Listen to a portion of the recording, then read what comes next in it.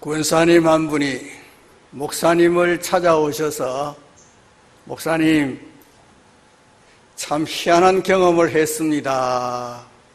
무슨 경험을 했습니까? 그랬더니 우리 집 앞에 어떤 노인 한 분이 이사 왔는데 아침부터 저녁까지 부르는 노래 때문에 스트레스 받아서 정말 힘들었습니다. 무슨 노래냐 하면 타양살이 몇 해든가 이 노래를 아침부터 저녁까지 부른답니다. 그러니 얼마나 스트레스 받겠어요. 그거 하루뿐만 아니고 계속해서 이어지고 하니까 진짜 스트레스 받았답니다. 그런데 어느 날 놀라운 사실을 발견했습니다. 자기 자신이 집에서 빨래하면서 자신도 모르게 입에서 타양살이 밥 지으면서도 타양살이 내가 왜 이러지? 자꾸 듣다 보니까 자신도 모르게 입에서 그 말이 나오더라는 것입니다. 오늘 제가 말씀드리는 것은 새로운 말씀이 아니고 또 들었던 말씀 또 듣습니다. 옆 사람과 인사하시기 바랍니다. 오늘 잘 오셨습니다. 듣던 말씀 또 들으면서 아직 하지 마시고 잘 오셨습니다. 듣던 말씀 또 들으면서 기뻐합시다. 시작.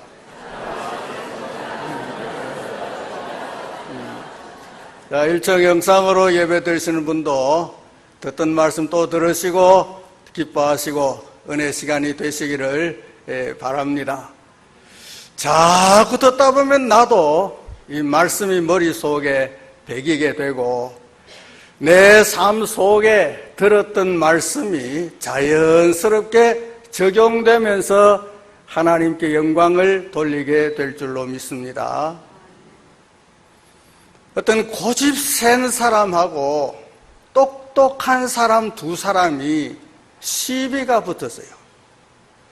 똑똑한 사람은 무슨 말을 하느냐 하면 47은 28이라 그럽니다.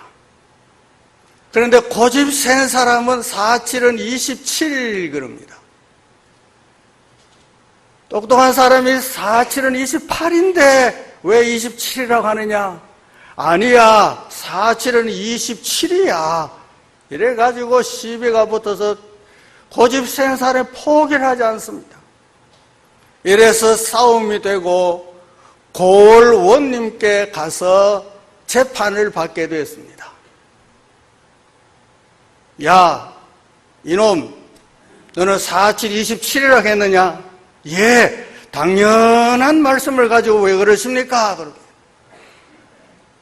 다 듣고 난 다음 원님이 47은 27이라고 말하는 사람 풀어줘라. 47은 28이라고 한 놈 곤장을 10대 때려라 그랬어요. 47은 27이라고 고집 부리던 사람은 그 친구를 향해서 비웃으면서 봐라 내가 옳지 않느냐고 하면서 나가버렸습니다. 이 사람은 실컷 10대 돌겨 맞으면서 억울해서 왜 나를 이렇게 때리냐 그랬더니 야 이놈아 47은 27이란 고집 부린 놈하고 다투는 내가 어리석은 놈이지 놈아. 내가 10대 때려서 너에게 지혜를 가르쳐 주려고 한다. 내 말 명심해라. 어리석은 사람하고는 상종도 하지 말아라 그랬다는 거예요. 오늘 제목이 지혜 있는 자입니다.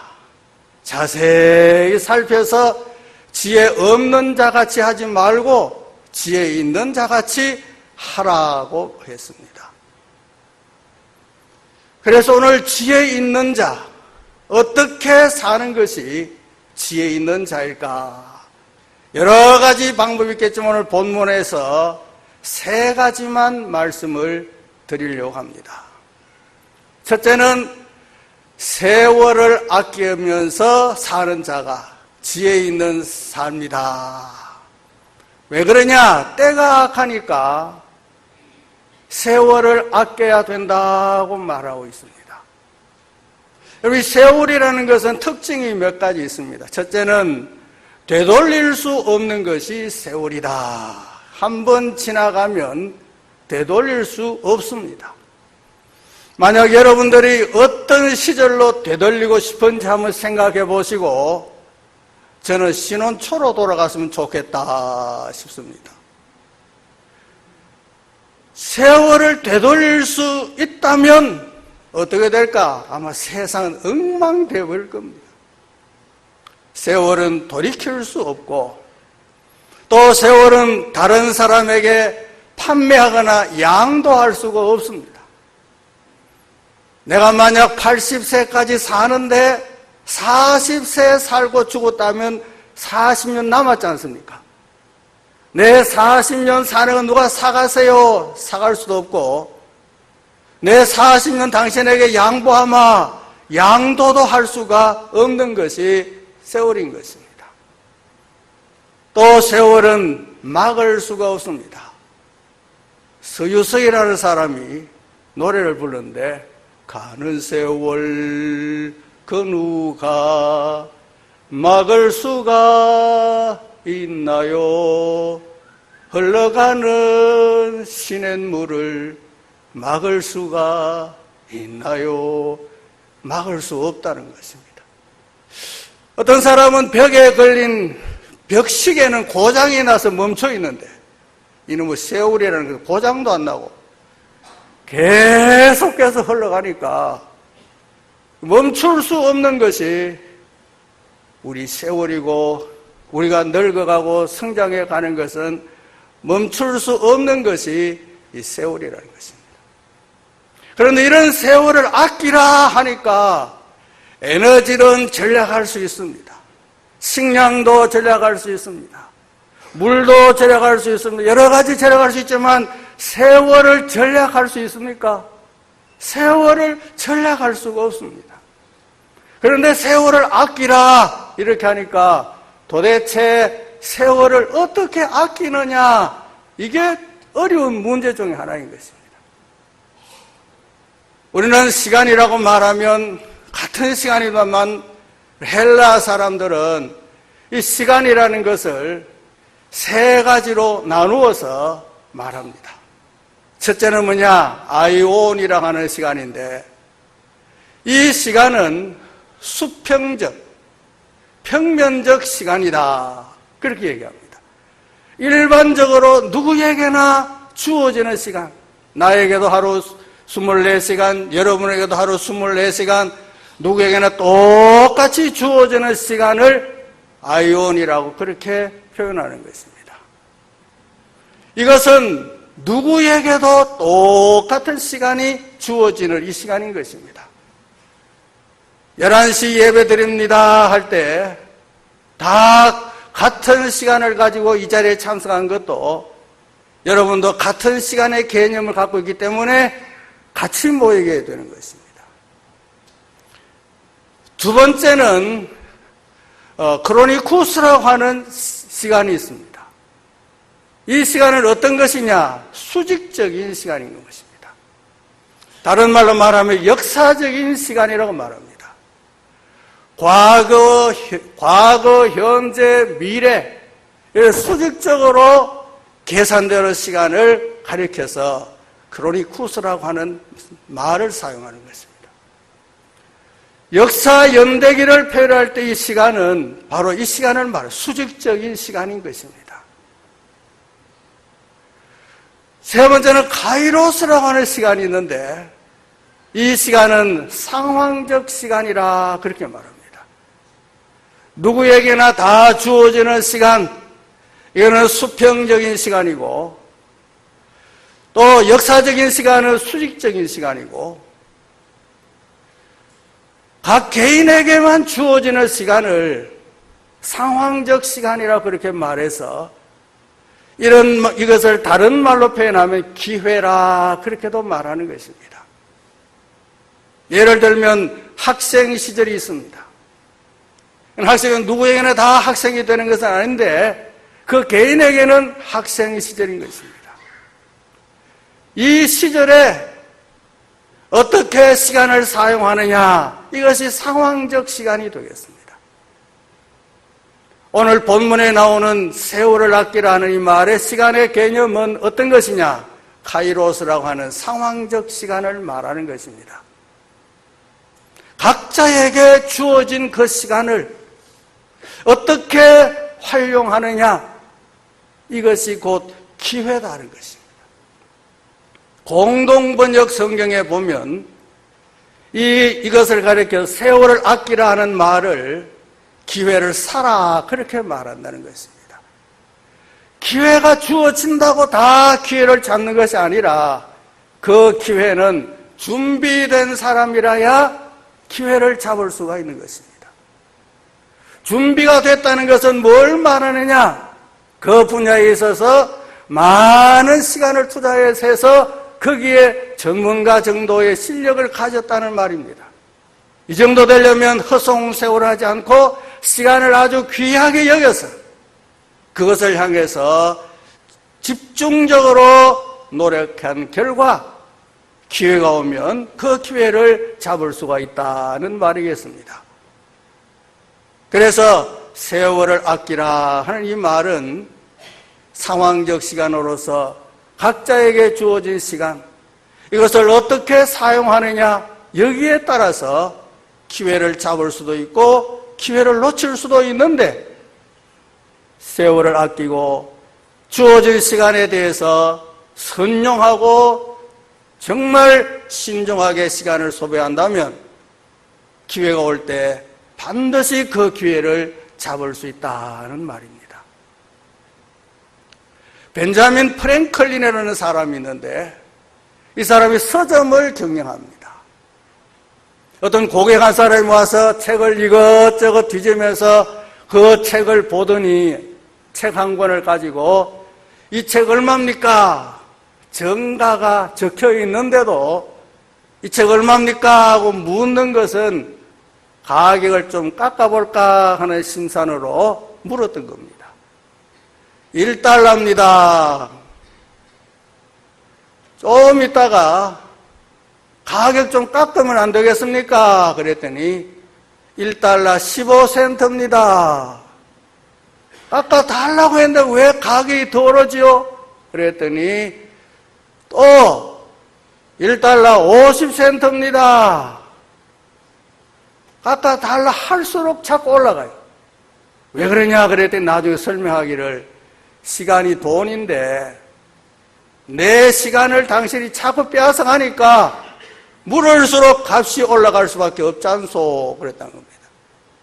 이 사람은 시간에 대한 개념, 정말 시간이 얼마나 소중하다는 것을 인식하고 사는 사람이라는 것을 보여주는 것입니다. 우리 시간에 대한 개념을 어떻게 가지고 사느냐? 오늘 본문 말씀은 각자에게 주어진 시간 잘 선용해서 아껴서 기회가 올 때 그 기회를 잡아라 하는 말씀으로 우리에게 말씀해 주고 있습니다. 두 번째는 어떻게 사는 것이 지혜로운 자인가? 하나님의 뜻이 무엇인지 잘 분별하고 사는 사람이 지혜 있는 사람이다. 어떤 주인이 어느 날 종을 불러가지고 얘야, 오늘 너 저 금운도 갔다 와야 되겠다 그랬어요. 아침 식사하고 오늘 금운도 좀 갔다 와야 되겠다. 예. 아침 식사 마치고 종을 불러서 심부름 시키려고 부르니까 없어요. 저녁 늦게야 들어오는데, 야 이놈아, 내가 심부름 시키려고 금운도 갔다 오라고 했는데 너 어디 가느냐? 금운도 갔다 왔습니다.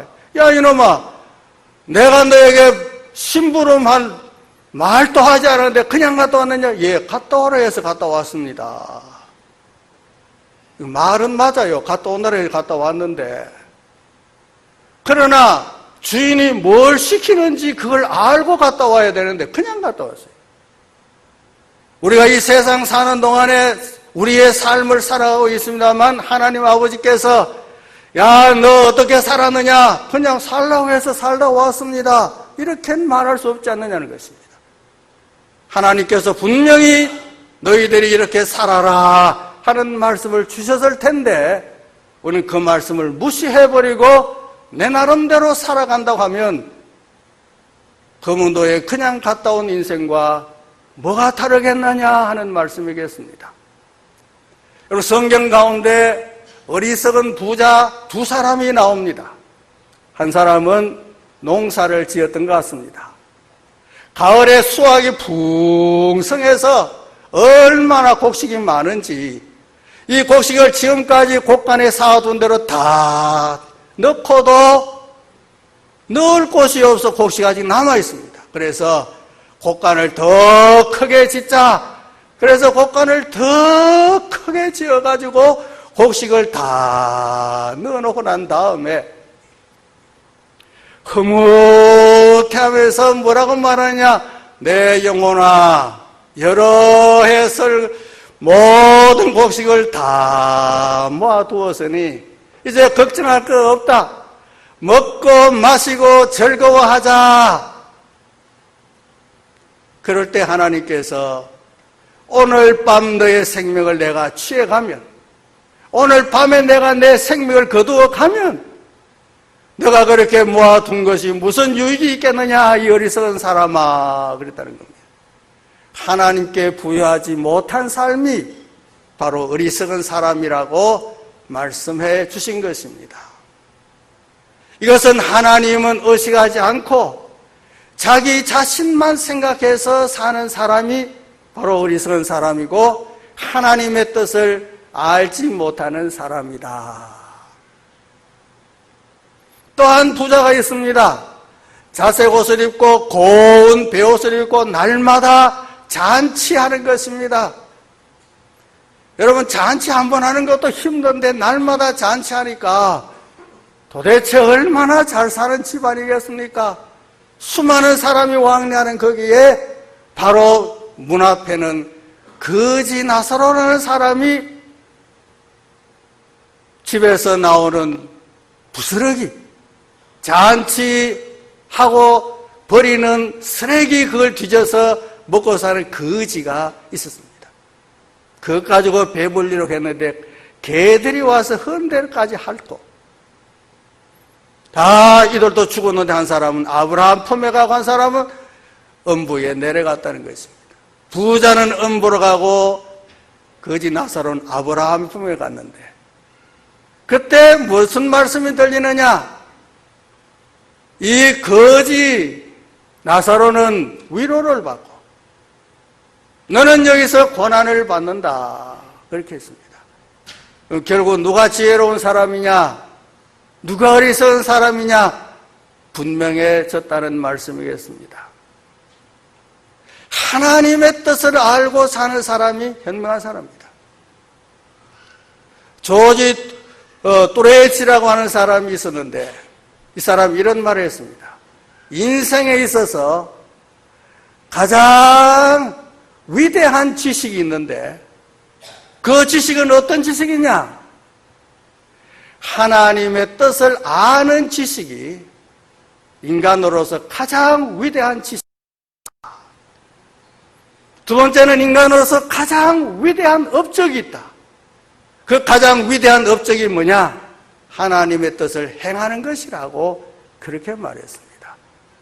그럼 인간으로서 가장 위대하게 살아가는 방법이 뭐냐? 하나님의 뜻을 알고 그 뜻을 행하는 삶이야말로 인간으로서 가장 위대한 업적이라고 말할 수 있을 것입니다. 해가 지지 않는 나라라고 영국 엘리자베스 여왕 때였습니다. 그가 여왕이 됐을 때 하나님께 무릎을 꿇고 기도했습니다. 하나님 아버지, 내가 왕이 됐습니다. 이 나라를 정치해야 되겠는데 어떻게 정치하는 것이 옳겠습니까? 나는 이 성경 말씀을 따라서 나라를 통치하겠습니다. 그래서 나라가 잘 돼갔습니다. 기자가 찾아와서 이렇게 훌륭하게 정치를 할 수 있던 비결이 뭡니까? 하고 물었더니 그가 이런 얘기합니다. 바로 이 성경입니다. 여기에 다 있습니다. 그는 하나님의 뜻이 담겨지는 성경 말씀 여기에 따라서 정치했더니 하나님이 함께 하셔서 정치가 잘 되도록 하셨다는 말씀인 것입니다. 저 독일에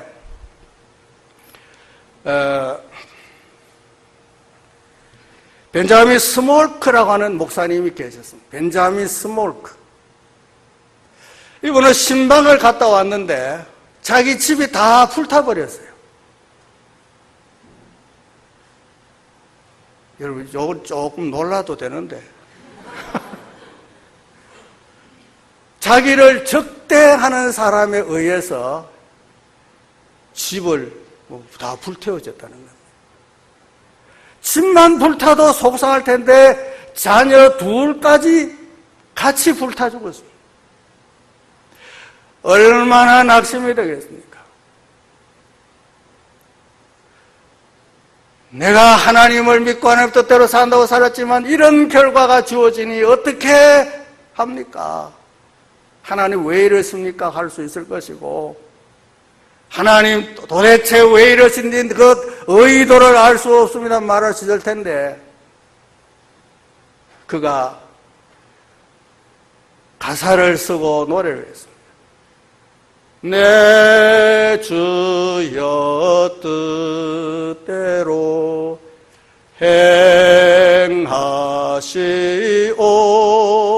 행하시옵소서. 온 몸과 마음 들여 온 몸과 영혼을 다 주께 드리니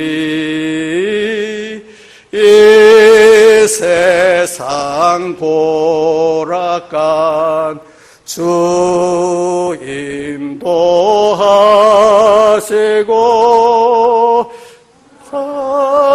살든지 뜻대로 하소서. 이 은퇴를 그래요. 심화할 때이 안 이렇습니다. 은퇴를 하니까 기억력이 오락가락해서 그런 줄 아시고, 그건 치매는 아닙니다.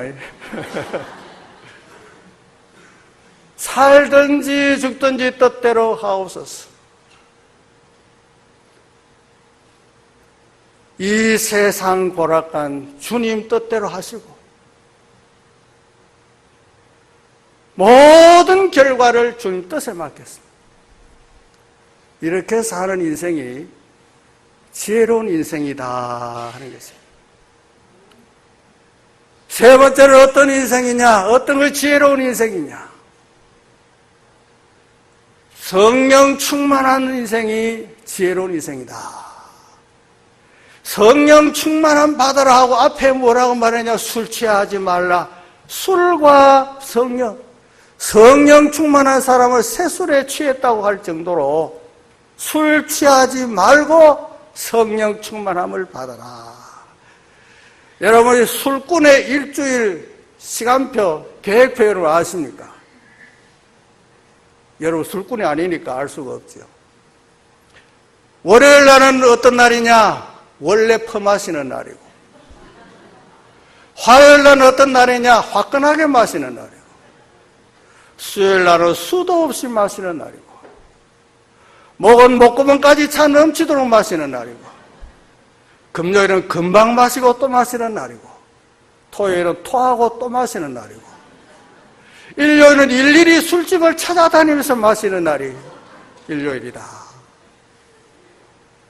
외국 선교사들이 한국에 들어와서 한국 사람들 실적을 보니까 망하게 되어 있더라는 겁니다. 왜 망하느냐? 술 때문에 망하게 되어 있더라는 것입니다. 그래서 한국의 희망은 뭐냐? 검주만 하면 되겠다. 그래서 한국에 들어와서 이제 금주 운동을 했어요. 예수 믿는다 하면 술 안 먹는다. 이걸 철저히 했습니다. 그래서 과거의 합동 찬송가에는 금주가까지 있습니다. 권주가가 아니고 금주가가 있습니다. 그 금주가 노래 한번 불러볼까요? 금수강산 내 동포여 술을 입에 대지 마오.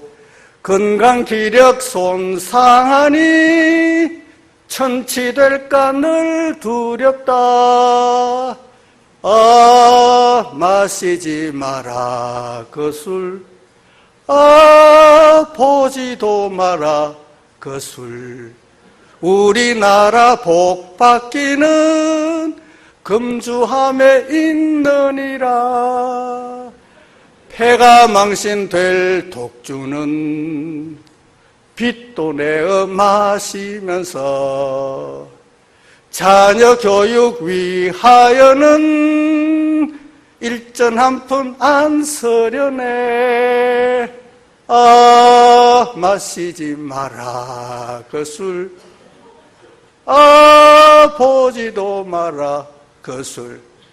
우리나라 복 받기는 금주함에 있느니라 그랬어요.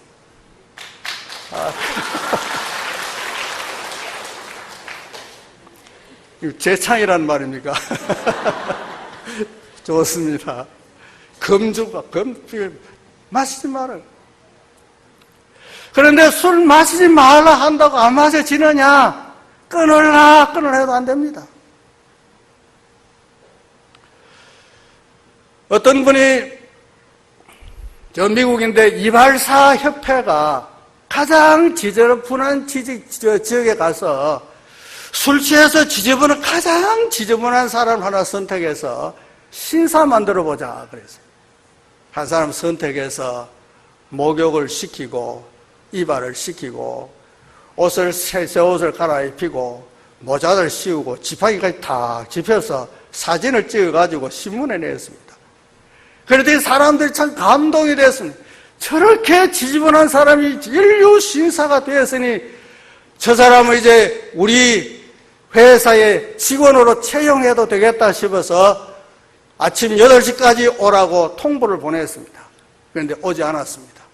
찾아보니까 역시 지저분한 곳에 가가 술 취해서 뒹굴고 있더라는 것이죠. 여러분 술 끊는다고 해서 제대로 되는 것이 아닙니다. 뭐가 필요하냐? 성령의 역사가 있어야 되는 줄 믿으시길 바랍니다. 그래서 술 취하지 말라. 방탕한 것이고 오직 성령의 충만함을 받아라. 오순절날 성령 강림하시는 말미암아 놀라운 변화가 오게 됐습니다. 우리 인생의 변화는 성령의 역사로 변화되는 줄 믿으시길 바랍니다. 내가 예수를 구주로 영접해서 믿음으로 사는 것도 성령의 역사요, 술 끊고 바르게 살아가는 것도 성령의 역사이니 성령의 충만함을 받아라 하겠습니다. 그래서 지혜로운 인생은 어떤 인생이냐? 세월을 아끼면서 사는 인생인 것입니다. 그리고 하나님 아버지의 뜻이 무엇인지 분별해서 그 말씀 따라서 순종해 사는 사람인 것입니다. 술 취하지 않고 성령 충만함을 받아서 사는 인생인 것입니다. 하루를 살아도 행복할 수 있다면 나는 그 길을 택하고 싶다. 하루를 살아도 행복할 수 있는 비결이 있다면 그 길을 택하지 버리겠습니까? 지혜로운 인생이 바로 이렇게 산다면 하루를 살아도 행복한 인생인 줄로 믿습니다. 기도하겠습니다. 하나님 우리 아버지